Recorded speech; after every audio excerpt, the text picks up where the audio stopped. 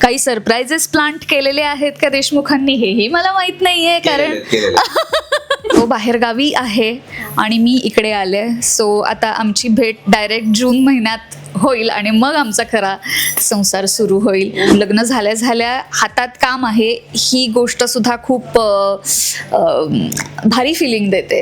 मी झोपलेले, तू कुठे गेलास, मी शूटला आलो, मग आता बस झालं शूट, आता ये घरी, हे चालू आहे. फक्त जेव्हा केव्हा होईल तेव्हा देवाकृपेने सगळं व्यवस्थित होऊ दे आणि एक हेल्दी बाळ आयुष्यात येऊ दे. हाय हॅलो नमस्कार, मी प्रांजली स्नेहा सुनील, लॅमलाईट मराठीवर तुम्हा सगळ्यांचं स्वागत आहे. तर आज मी आले लग्नानंतर होईलच प्रेम या मालिकेच्या सेटवर, कारण काव्याची चोरोटी भरण्याचा कार्यक्रम आहे. त्याच निमित्ताने काव्या पार्थ आपल्यासोबत आहेत. तर कसे आहात? मस्त मस्त, छान. How you? मस्त, मी पण छान. कसं चाललंय शूट? छान चाललंय. तुला कसं वाटतंय? तू बघतेस ना, गेलं तासभर तरी असशील तू सेटवर. हा, कंटिन्यू शूट चाललंय, हेक्टिक असं. मग तू सांग, तुला कसं वाटतंय? आमचं शूट कसं चाललंय? मस्त चाललंय. जे काही करताय हेच आहे आमचं पण उत्तर. मज्जा येते.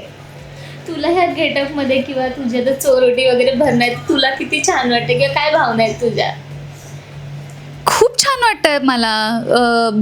आता एक्झॅक्टली काय होणार आहे चोरोटीमध्ये ते माहीत नाहीये मला. ऑब्व्हियसली काही सरप्राइजेस प्लांट केलेले आहेत का देशमुखांनी हेही मला माहीत नाहीये, कारण आधीच त्यांनी केलेले पुढे शंका नको. सो ते मला आत्ता माहीत नाहीये. त्यामुळे पण एक मला हे माहीत असतं, सरप्राइजेस द्यायची सवय असल्या कारणाने काही ना काही घडेल. तर ते काय घडणार आहे आणि त्याच्यावर माझी रिॲक्शन काय असणार आहे हे आता बघितलं पाहिजे. दिव्याला नाही बोलवलंय ना? नाहीतर मग ते सरप्राईज नाही राहणार. ते सरप्राईज नाही राहणार, बरोबर आहे. पण मजा येते ग, सगळेजण एकत्र आहोत खूप दिवसांनी. So we all are having fun. बरं, चोरोटी ही चोरून वगैरे अशी भरली जाते. इथे तर मोठा तामझाम वगैरे आहे. नक्की काय आहे हे प्रकरण? काय एवढं मोठं? देशमुखांच्या घरची आहे म्हणून का? हो, असं म्हणायला हरकत नाही. देशमुखांच्या घरची आहे म्हणून. त्यात मी एक थोडं प्रिव्हिलेज घेते की देशमुखांची थोरली सून आहे मी. देशमुखांचं म्हणजे विक्रम आणि मानिनीचं हे पहिलं नातवंड असेल. नाही, तसं नाही. नंदिनी ताईची ही चोरोटी आम्ही तेवढ्याच आत्मीयतेने आणि तेवढ्याच धूमधडाक्यात भरू. पण काहीतरी आता हे म्हणाले तसं काहीतरी सरप्राईज पण ह्यांनी प्लॅन केलेलं आहे. आणि जी काही मंडळी येणार आहेत त्या सगळ्यांचा आशीर्वाद मला, ह्यांना, बाळाला मिळेल. सो ते फायद्याचंच आहे की आमच्या. काय सगळं तर बोलून मोकळी झाली, आता काय बोलायचं राहिलं? बरोबर. सॉरी, मी नाही बोलले असं समजा आणि बोला. मम आता जे बोल कॉपी पेस्ट. देशमुखांची आहे, तर देशमुख हे एक मोठी फॅमिली आहे. त्यामुळे तो जो कार्यक्रम होणार आहे तोही मोठाच होणार आहे, काही त्यात शंकाच नाही आहे. त्यामुळे तामझाममध्ये आम्ही करतोय शूट हे. बरं, ह्या सगळ्या गोष्टीत ना रिअल लाईफ कडे लक्ष देणं होतंय का? तुझं आत्ताच लग्न झालंय, दादाचं पण एक बाळ आहे. रिअल लाईफ मध्ये किती लक्ष देत आहे किंवा किती तिथे टाइम देत आहे? फोनवर. नाही, आता म्हणजे माझं लग्न झाल्यानंतर 3 दिवस मी आणि हर्षद एकत्र होतो. त्याच्यानंतर त्याचंही एका फिल्मचं शूट सुरू झालं. त्यामुळे तो बाहेरगावी आहे आणि मी इकडे आले. सो आता आमची भेट डायरेक्ट जून महिन्यात होईल आणि मग आमचा खरा संसार सुरू होईल. पण आम्हाला छान वाटतं उलट ह्या गोष्टीचं की कामही तितकंच महत्त्वाचं आहे दोघांसाठी. आम्ही दोघंही वर्कहॉलिक आहोत, दोघांचंही कामावर प्रेम आहे. त्यामुळे लग्न झाल्या झाल्या हातात काम आहे ही गोष्ट सुद्धा खूप भारी फिलिंग देते. सो झालं ते आणि तो इकडे आला मुंबईत की मग खरं तर खऱ्या संसाराला तेव्हा सुरुवात होईल. पण फोनवरती सतत अपडेट्स देत राहणं हे जे आत्तापर्यंत सुरू होतं ते आत्ताही सुरू आहे. काय मला काय विचारलंयस का? तोच प्रश्न तुम्हालाही विचारलाय. काय धकाधकीच्या याच्यात आम्ही ॲक्च्युली 12-13 तास मी सांगते त्याचं काय चाललंय.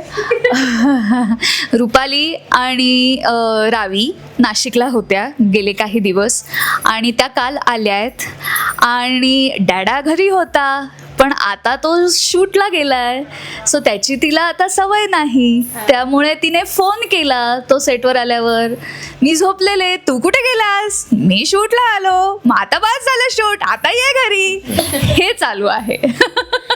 कारण दादाच्या मी त्या स्टारच्या जो इव्हेंट झाला पाहिली त्यात तो खूप असा इमोशनल झाला होता की घरी वेळ देता येत नाही वगैरे, तर आता घरचे आले तर त्यांना वेळ देणं होणार आहे का? म्हणजे मलाच काय, ह्या इंडस्ट्रीत काम करणाऱ्या प्रत्येकाचं हेच आहे की कामात एवढं माणूस व्यस्त असतो की घरच्यांना द्यायला वेळ नाहीये. हे माझं हिचं सगळ्यांचं तेच आहे. तुम्ही काय मी वेगळा असा काही तीर मारलेला नाहीये, पण जेवढा वेळ मिळतो तेवढा आपण देतो इमाने इतबारे, त्यात पलीकडे आपण काही करू शकत नाही.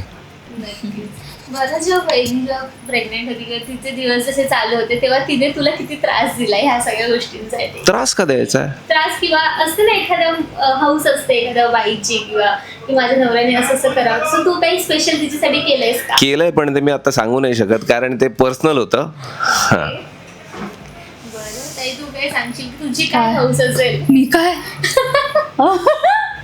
तू जेव्हा प्रेग्नंट राहशील तेव्हा नंतर तेव्हाच इंटरव्ह्यू तेव्हा घ्यायचा असतात.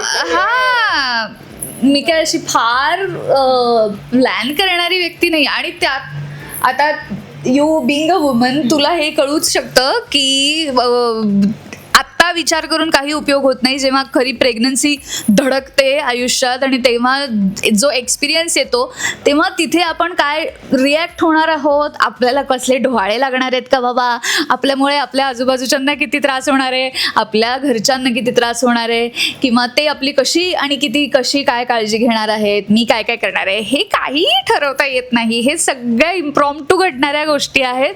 फक्त जेव्हा केव्हा होईल ते तेव्हा देवाकृपेने सगळं व्यवस्थित होऊ दे आणि एक हेल्दी बाळ आयुष्यात येऊ दे, एवढीच अपेक्षा, अजून काय. बरं, खूप छान वाटलं तुमच्याशी बोलून. जाता प्रेक्षकांना काय सांगाल? जाता जाता मी प्रेक्षकांना हेच सांगू की आमची लग्नानंतर होईलच प्रेम ही मालिका ऑलरेडी खूप मोठे रोलर कोस्टर्स पार करत करत इथवर आलेली आहे. काव्या आणि पार्थची, तुमच्या काव्यार्थची स्टोरी आता इथवर आलेली आहे. एक लहान पाहुणा येणार आहे काव्या आणि पार्थच्या कथेत. तो येणार आहे का मध्येच काहीतरी शुक्लकाष्ट रम्या विजय वसू मिळून करणार आहेत, आम्हाला काहीच माहिती नाही. पण तुमच्या आशीर्वादाने सगळं आमच्या आयुष्यात व्यवस्थित घडो आणि मालिका छान इथून पुढेही पार पडो आणि प्रत्येक एपिसोड तुम्हाला आवडो हीच बाप्पाचरणी प्रार्थना. असंच आमच्यावर प्रेम करत राहा आणि बघत राहा लग्नानंतर होईलच प्रेम, स्टार प्रवाहवर सोमवार ते रविवार संध्याकाळी 7 वाजता. थँक्यू.